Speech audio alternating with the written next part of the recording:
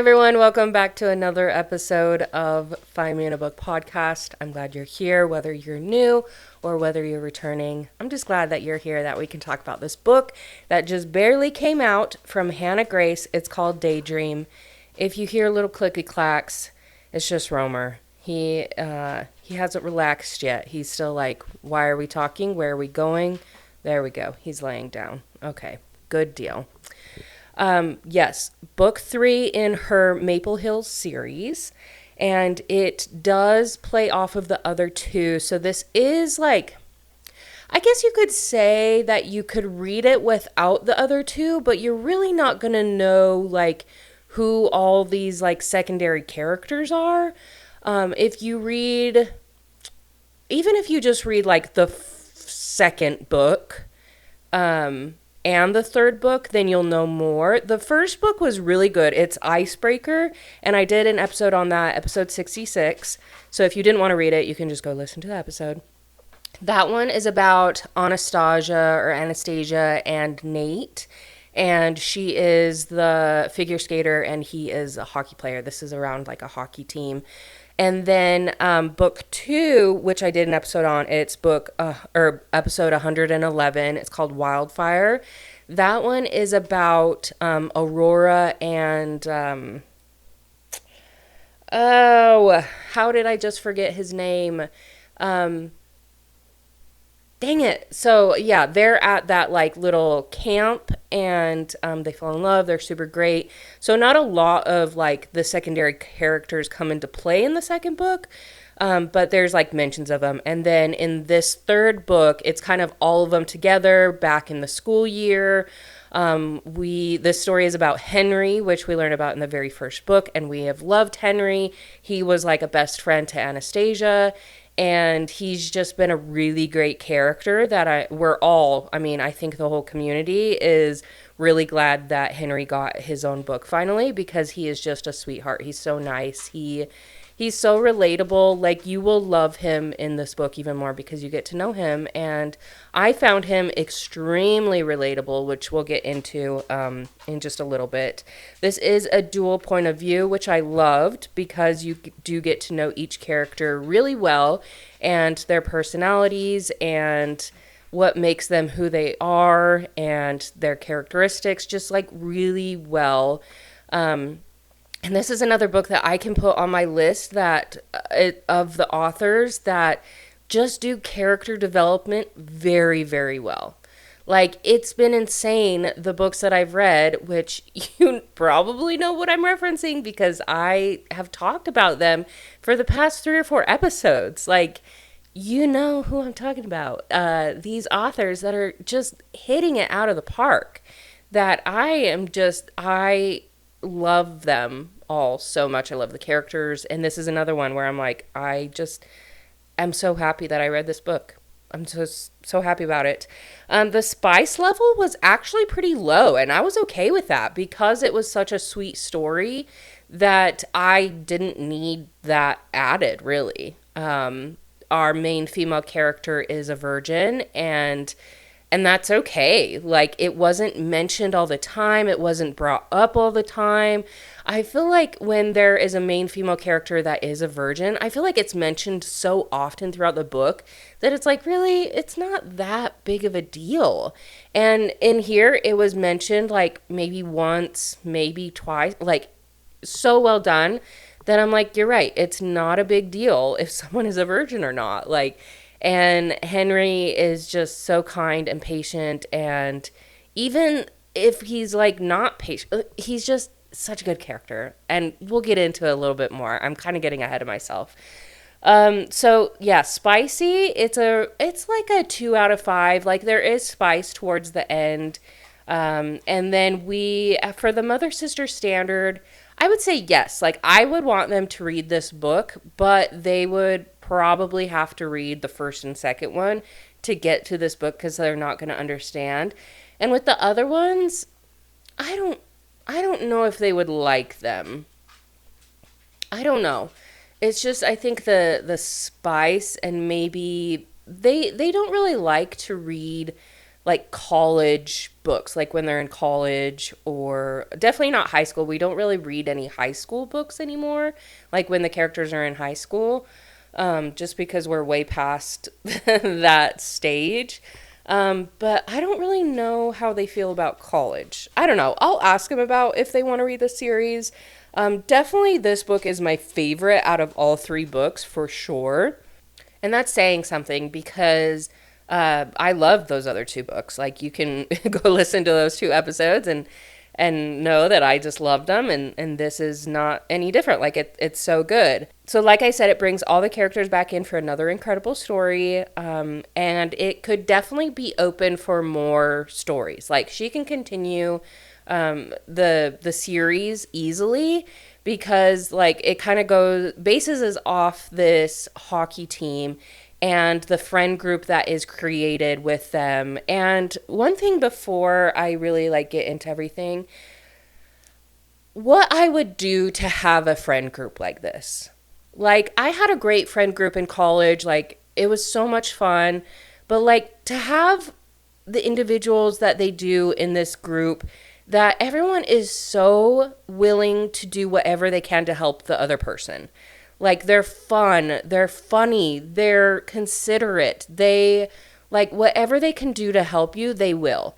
And I know that it's like a fictional friend group, but that this is what you want in a friend group. And it just made you love every single one of the characters. Like in these books, there isn't a character, honestly, in all three books, there isn't a character that you're like, ugh, I don't like them. Like, what are they doing? Like, Hannah Grace has made all of them so great. And even if there are like some characters that you're like, I don't really know, you're still not like, oh, I hate them, you know? And this kind of romance, it wasn't a quick romance. It wasn't like within the first 5 chapters, they're already like being lovey-dovey towards each other. Like this is a very gradual, like friends to lovers trope. And it was very well done. The pacing was really good. There wasn't at any point where I was like, come on, like, can you just like speed it up a little bit? No, like I was entertained the whole time. And it was the kind that you're just like smiling as it's growing, like their relation, like their friendship, their relationship. It's just so sweet. And there was no frustration. And their friendship just grew organically as well. Like it wasn't forced upon us, forced upon them. Like it was just very natural. And along with like the friends to lovers trope, this is kind of like a I'll teach you romance trope, like not like a pretend dating, but kind of where they're not telling people that they're like pretending to date. They're just like going on these dates. He's like trying to teach her for this book that she wants to write, which we'll go into a little bit more. And it is really nice that Henry has been in all 3 of these books. He wasn't in the second book a lot, but he was mentioned. And so you've been building this character of Henry in your head.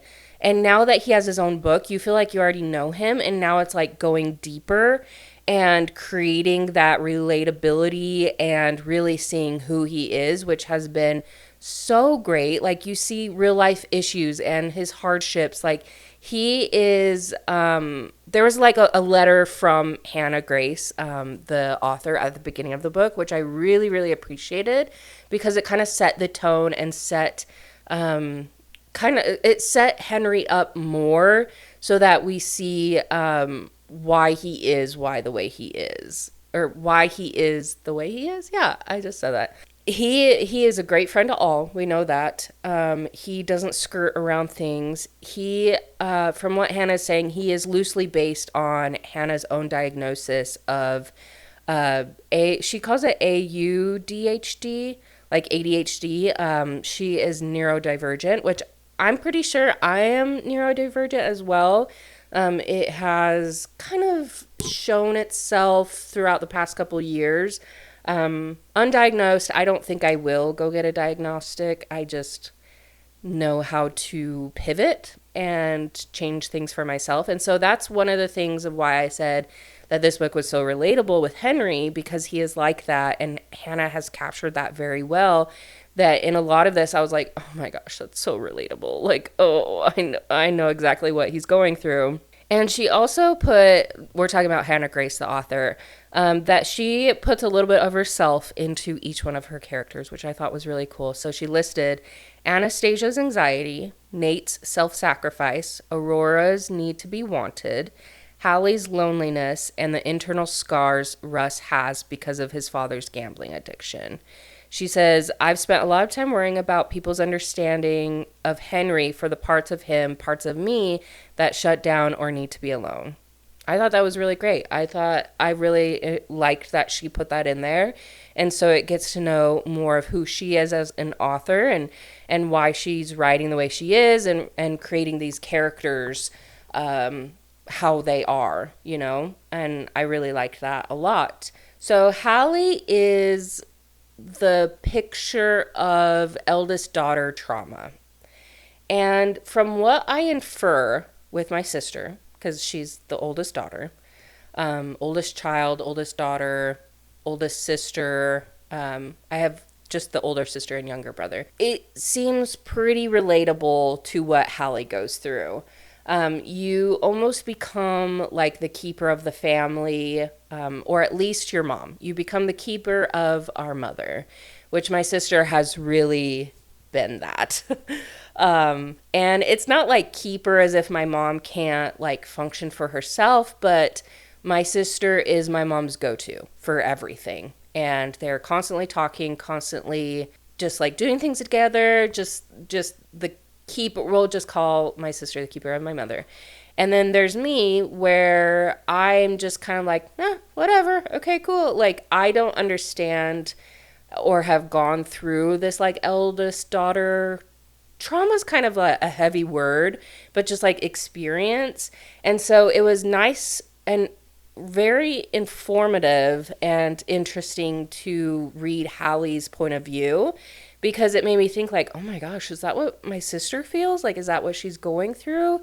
Like, it helped me understand more of what my sister potentially is going through, and helped me be more like empathetic towards her. And yeah, it was really great. Like, both these characters really like taught me more about life in general. This book, I feel like it would feel very validating and supporting to those that are eldest daughters. Hallie apologizes a lot for every single little thing that she doesn't need to apologize for, really. And she doesn't want to inconvenience anyone.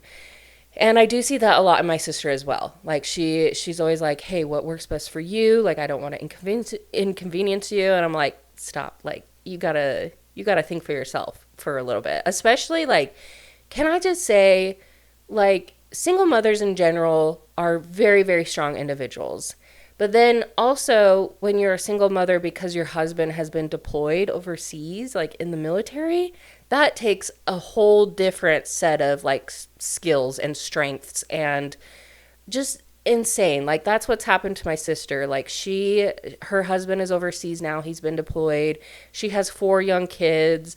Like, I can't even imagine. And also having like my mom there, just like this whole thing, like, I just want to support her as much as I can. And I just wanted to say how great she's doing. And so while I was reading this book, I was thinking about her a lot, and how I can support her with all these different things. So Hallie, some more about Hallie. So Hallie loves romance books, relatable, and reading. So her and Will, at the beginning of this book, her and Will break up. So they've been friends for 10 years.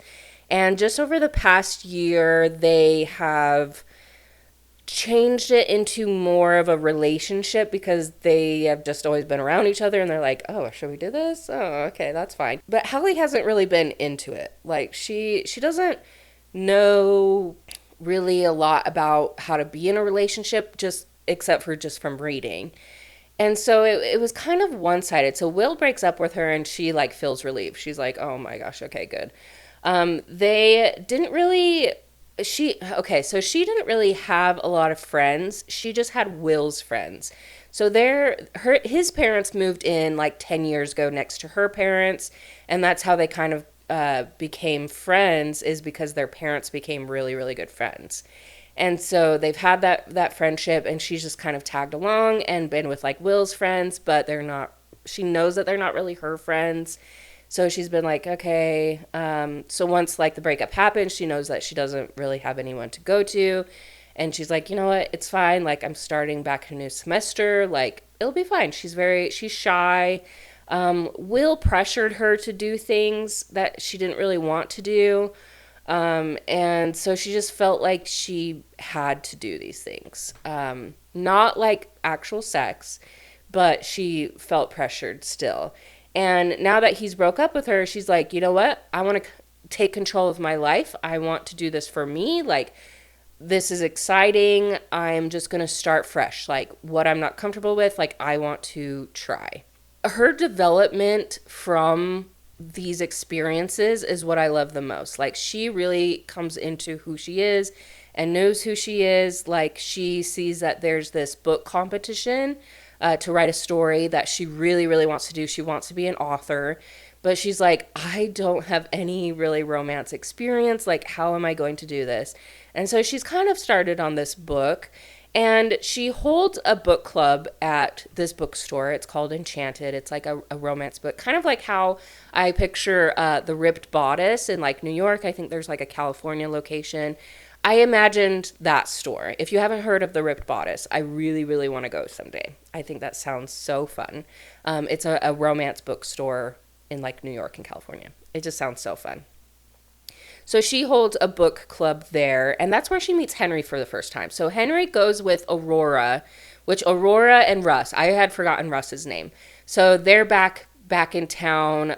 Russ is one of Henry's roommates in this house, and so Aurora is always there, and she's like, hey, let's go to the bookstore. One, because she wants to go see this like little book club and see, she knows Hallie a little bit. But Henry is the new captain of the hockey team, and he is so nervous about it. He feels so inadequate. He just is so worried about it that Aurora is like, let's go to this bookstore. Let's get you books on leadership. And meanwhile, I can go and see like Hallie and all stuff. So they go, and that's where Henry meets Hallie, because Hallie thinks that he's there for this romance book club.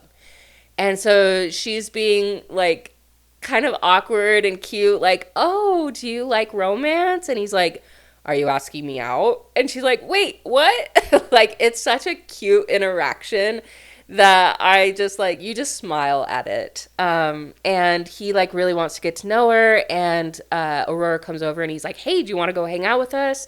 And she's like, I have this book club that I'm about to do, like maybe some other time. And he's like, okay, cool, no worries. So later that night, her new coworker, she also works at this hotel, her new coworker, Cammie, invites her to this party. And so she goes to this party with Cammie. She's like, I can do this. Like, this is a new experience. Like, I want to make friends. I want to do this. So she goes and she sees Henry, but she doesn't want to approach him. She's very nervous. And he sees her, but he doesn't talk to her or anything. And so they just see each other. And that next week, there was Aurora was supposed to go to the book club, and she comes back, and Henry's like, wait, why are you back? And apparently there was a pipe burst at the book store. And so they don't know where they're going to hold the book club. And Henry's like, oh my gosh, text Hallie, say that she can have the book club here. Like, that's totally fine. We can have it here at the house. And so Aurora does that. Hallie comes over. They have the book club. Henry's upstairs. Hallie goes upstairs. And they just have a great conversation. They talk to, like, they have really great interactions. And they start to really, like, kind of flirt with each other and just become, like, really good friends. And she tells him about her book that she wants to write. And he kind of tells her that he is struggling with this class, with its teacher. He struggles to learn and like read. And so she recognizes that he probably is neurodivergent like her sister is. And so she's like, hey, like, let me help you learn. Let me help you read. Let me help you study for these classes. And he's like, oh, I will take you on dates. I will give you this like romance experience so that you know like all these different experiences so that you can know what to write. And they're like, okay, great deal. And that's where it kind of starts. They go on these dates. They just genuinely enjoy spending time together, and it's a friendship. Like they hold hands, like they kind of cuddle. They don't kiss until like maybe 3/4 of the way through the book, but it's okay because you're just so it's just so cute the way that they are around each other, and they're so kind and patient towards each other, and they genuinely want to help each other. Like she genuinely wants to help him with his learning, with his reading, with just everything in general. Like he gets like overstimulated in some different parts. Like he goes through like a bout of like depression, and so she helps him with that. He helps her learn about who she is, being confident, not being so like apologetic towards everything.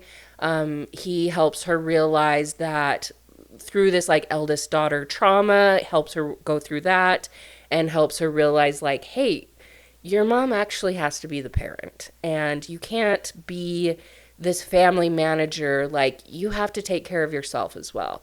And they just help each other work through like a lot of different things that it's just so sweet and kind.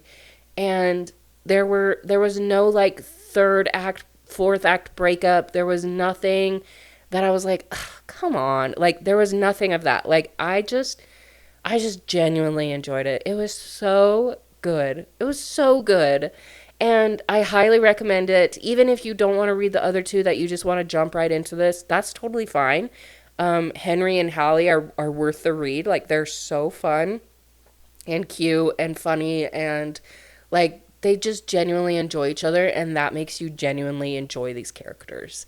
And yeah, I loved it. Absolutely loved it. I highly recommend you pick up all three of the books. And even if you don't want to read the other two, but you want to read this one, go and listen to those episodes, because you'll be able to really jump right into this third book once you listen to those episodes, because I go over like the characters and their situations, so you have that backstory to go into this one. But yeah, if you had to choose just one of them, I would say go with this one. It's just great. It's just so good. And there are little snippets of hockey. I at least require a little bit of the sport if it's going to be like a sports romance. And it was just overall really good. So highly recommend it. I really like Hannah Grace. I will read whatever she comes out with. She is a very intuitive author. She creates very great character development. Her pacing is good. Her stories are good and relatable. And it's just all around so good. So anyways, nothing too crazy over here has been happening. Going to Idaho this next week, going to see Journey, the band, like the old 80s band, with my family this week, or this next weekend, which is really fun. I think I'm going to have my sister on the podcast next week. She really wants to talk about The Crimson Moth, which I haven't read that book yet, but I really want to. She says that it's really, really good, kind of a YA, not very spicy. So I have to put my expectations in line, you know. So I might do that. And yeah, I'm just trying to plan and go from there. So anyways, grateful for you guys. Definitely go to my YouTube channel. That's where I put mini episodes as well, so that you get extra content. Subscribe on there, and then wherever you listen to these episodes, if you can follow and rate and review and all of that, it just helps me out, and I would be so appreciative. So I hope you guys had a great Labor Day weekend, and I hope that this week goes really well for you, and I will talk to you next week.